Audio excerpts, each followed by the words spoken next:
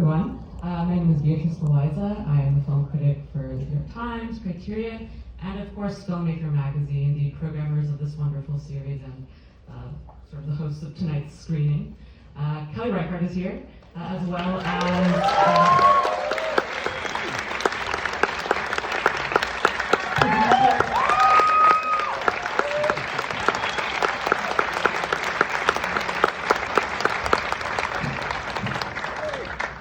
producer and actor Larry Fessenden.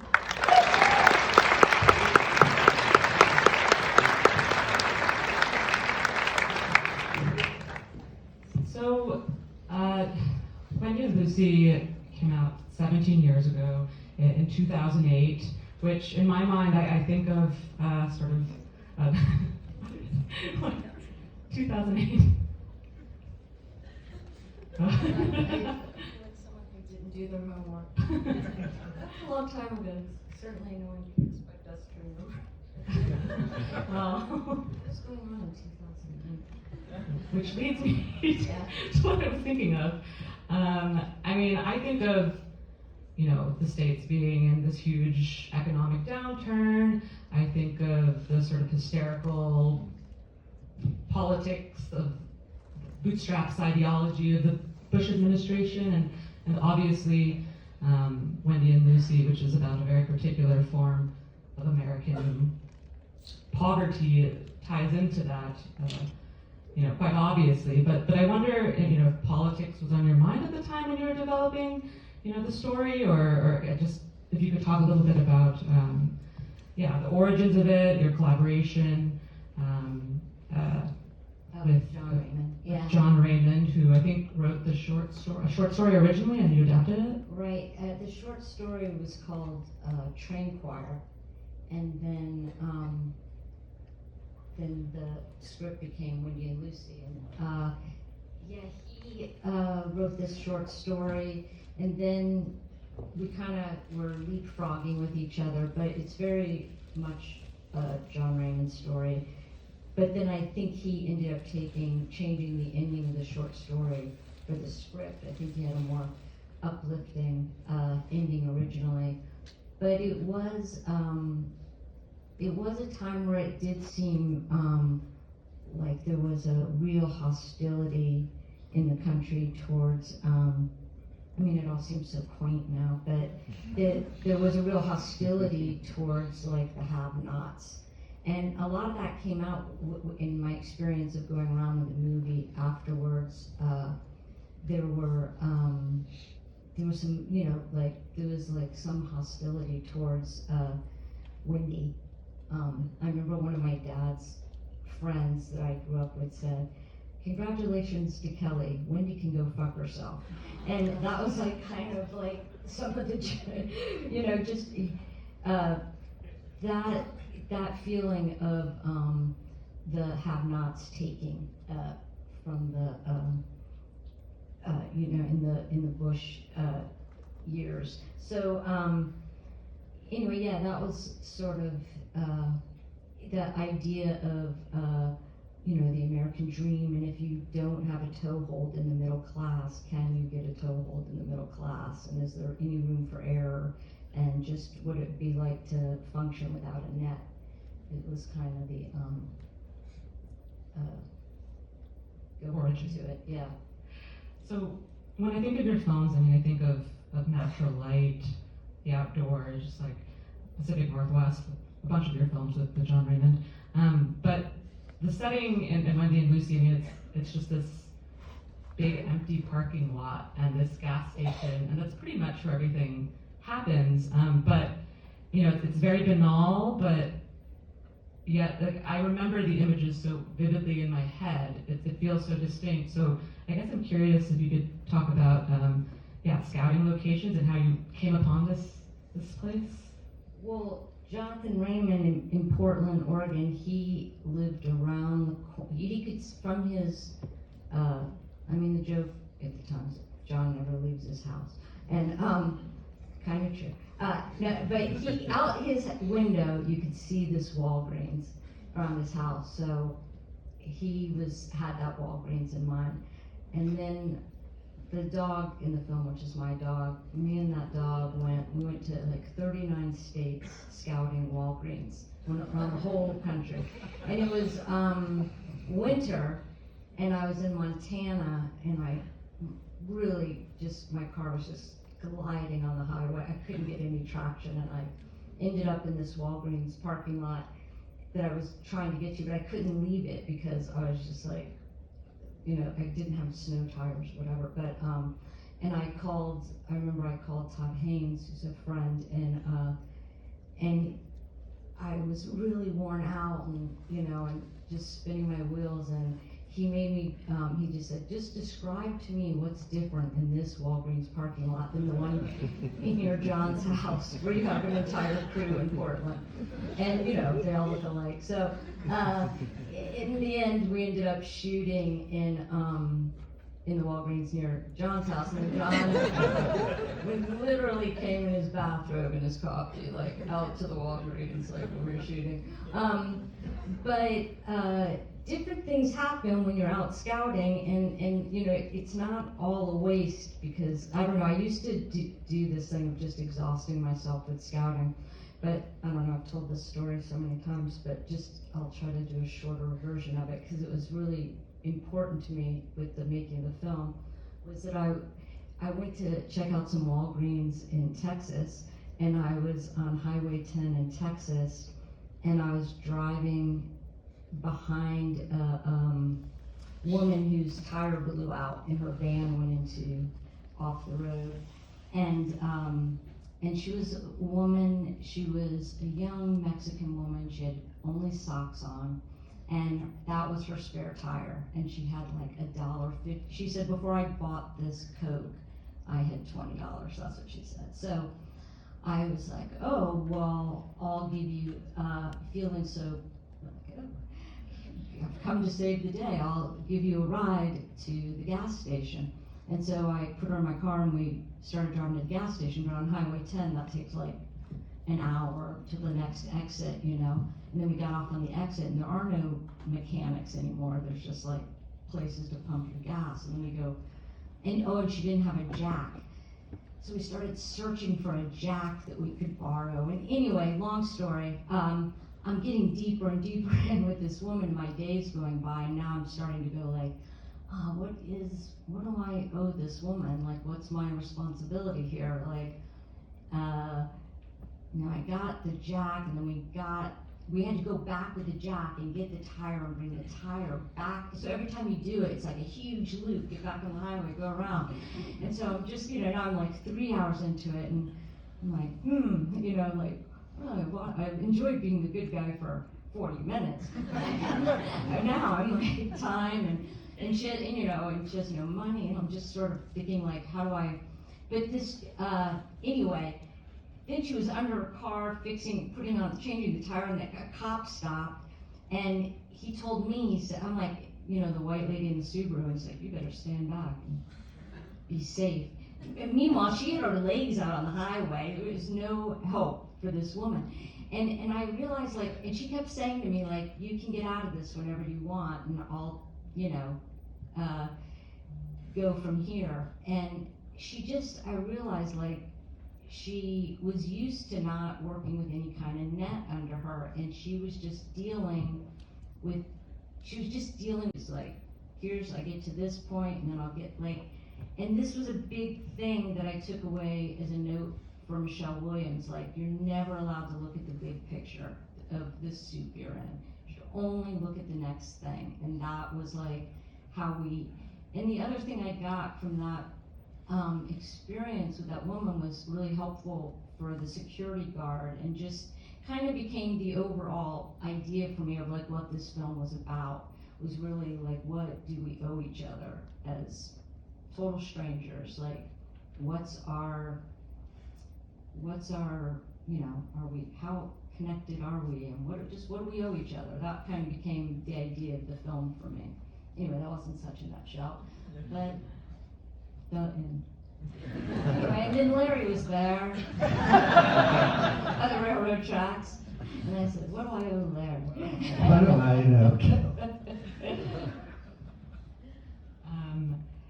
So you mentioned driving cross country with your dog.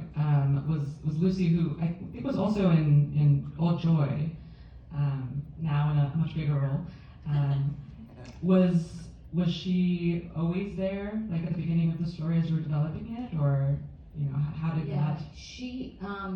Well, she was in Old Joy because she just couldn't be left alone. She was a super destructive dog, so she kind of always had to be with me. And so when I wrote John Raymond about Old Joy, I said, "Do you have any short stories that I could write a dog into?" And then she became quite integral to that story. And then so with Wendy and Lucy, he just wrote her in from the beginning. Yeah. And she and Michelle didn't get along at all. There was a lot of jealousy and talking. There was a lot of Joan Crawford, Betty Davis. Ultimately, they developed quite a chemistry. I mean, my dog would never play with another person like that unless there were a lot of treats in her pockets. I mean, the stick. It's all about the stick. But Larry. Wendy won. Lucy won. She won the Palm Dog. It can't, which is truly the stupidest thing It was really the dumbest half hour of my life. But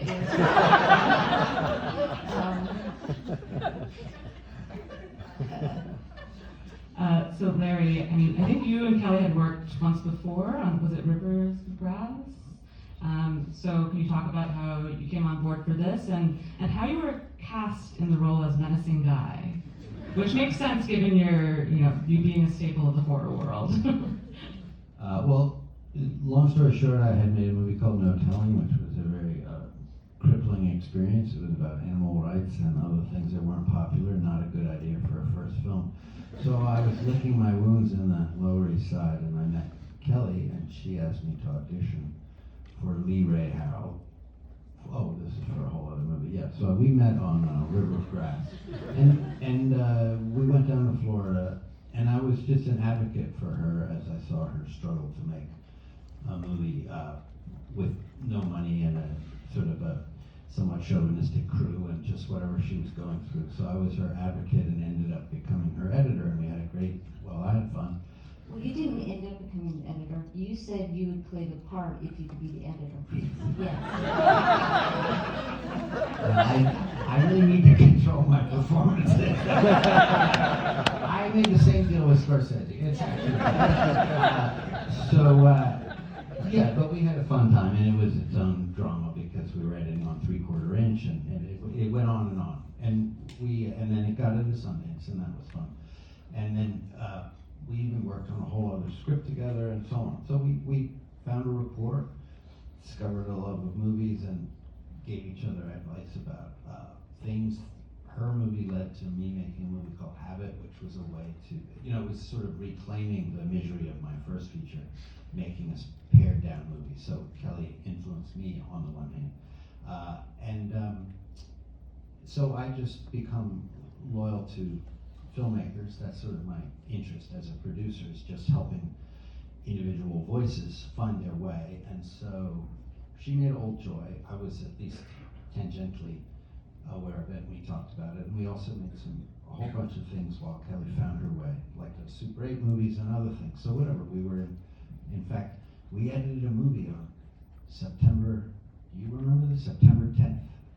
It was the last day before the world changed, 2001. We were editing your Super 8 movie. I don't remember the one anyway, the one with the thing with the stuff. So it was sort of a sweet memory because then everything changed. But then this movie came along, and what I usually do is I put seed money in when nobody's quite ready to commit to a movie. So that's sort of my particular thing. So that's my. Larry really taught me how to edit, taught me to think about sound. Read all the scripts that I've ever made. Always comes in and watches the edit and gives me. Doing a pickup shot tomorrow for a film because Larry says I I must said, have. there's no picture without this shot. And then she So- told me what it's costing, and And it's I'm like, just, okay. yeah. Sorry. But, yeah. Yeah, so anyway, we've done that over the years, and this one, well, actually, I'm proud to say that I actually gave her the money to do the cross-country, so that was before anybody had committed, and that was an essential, as we've now heard, was very much part of her process, and that was true over and over. I think over the years, that was almost my main thing, just coming in No, before the anybody. money was wasted. I ended up at the place in Portland. Yeah, you Yeah, could've thought I of think that. that's Yeah, right. but you wouldn't have done with the changing of the tire and all the deep research. Part of the journey. So I know that this was your first collaboration with Michelle Williams, who is now one of your important, enduring collaborators. But she's also, I think the most famous person you worked with up until that point. That she just did Brokeback Mountain. Like, how did you get her to make a film with you? How did she get to make a film? Already working with Larry Fessenden. I had Fessenden under my belt, and I don't know. Excuse me about this question. I don't quite understand. She had worked with Todd Haynes on I'm Not There, and she had seen Old Joy, and she said she wanted a part-like role somehow. And so, when I was working on the script, I sent the script to Sadie Benning, the filmmaker, and I sent it to her the week her dog died, and she was like, I can't read this script. So I never thought that Michelle would, until the day we were shooting with her, I was like, she's really gonna show up? Her people were doing everything they could to keep her from coming to Portland, and then lo and behold, there she was, and it was, it was a really low budget film, and there was no anything. She was just sitting on the side of the road on an apple box. There was no anything, and she was, and she had little Matilda with her at that point. She had a little kid with her, and it was great. And we had it was a great experience for me, and she was lovely to work with, and she was just down for it. She kind of, Portland at that point, she was, at that point, not recognized to be sitting on an apple box on the side of the road, and she just really wanted to get out of, I think they had been in LA at that time. She was just looking to hide out for a while, and so it kind of worked out, yeah. I think it's so remarkable how seamlessly she blends into this world. I had heard an anecdote about your casting for the opening scene with around the bonfire with all these kids that she stumbles upon, and who the vibe is completely off. It's creepy. Were those actors, or were those non-professionals? How did you cast that scene? Those were gutter punks of Portland. But no, that was those kids were rough. Yeah, that wasn't a good night. But this guy Simon Field, who was doing the sort of background casting. This movie was really tiny. He had those kids living at his house for a week. Whatever. It was, it wasn't a groovy vibe and a bunch of groovy, they're like tough kids. They're like kids who have been living on the cusp for a long time, and they, some of them you just really felt like, wow, they're not gonna make it in this world. Like, how will you make it in this world? And others you thought, like, okay, this is a phase and you'll get out of this. And so, I don't know, it was a mixture of people, but They definitely had an idea that we had money that we didn't have. And so it was, yeah, it was a pretty strange night, for sure. But it was more Will Oldham that had to blend in with them all. Yeah, I forgot Will came and did his whole thing. He was much more having to be in that world than Michelle was. I think she met a few of these young women that were pretty nice. But the dudes were pretty rough, so yeah. Was there any particular prep or ways that you directed Michelle to, I don't know, just I always just develop the figuring vibe? out. No, well, that story I told, that was helpful, I think, for us as a kind of guide. But we're always like figuring it out as we go. I mean, she creates these huge backstories that I can't even keep up with. It now, so my great grandmother, you know, but she likes all that. But we're just kind of a lot of it is, well, like Larry's thing was, you know, if I can, I'll be in the movie if I can edit the film, and Michelle's thing was, I'll be in the movie if I can catch the train. And which we would never do that today. I mean, that it was like so young and dumb. But we kept going out, trying to get on the train every night, and the train never moved. And there's no schedule of the freight trains because they don't want people jumping on the trains. And so it was the last night of the shoot, and I was like, well, this is it. Everyone's leaving tomorrow. We got to just do this shot, and the train's obviously not going to be moving, and I'll have to figure it out. So we got the camera on the train, and we got Michelle in this train car, and then the train started moving.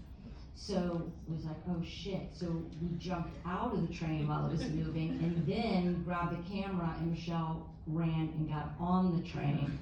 All of which I would never do today, and it was dumb and foolish. But yeah, that was the last shot of the movie, as in the last shot that we filmed on the last night of the last possible. There was a lot of, I mean, over the course of making a lot of films, we've done a lot of train spotting, a lot of waiting on trains, but that was the first time we were in a train car and it started going.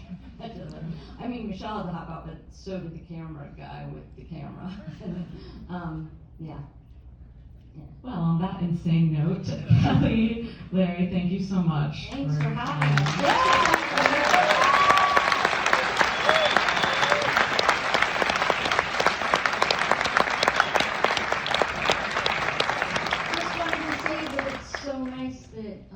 With people coming out to see the film, coming out to the movies. Thanks a lot.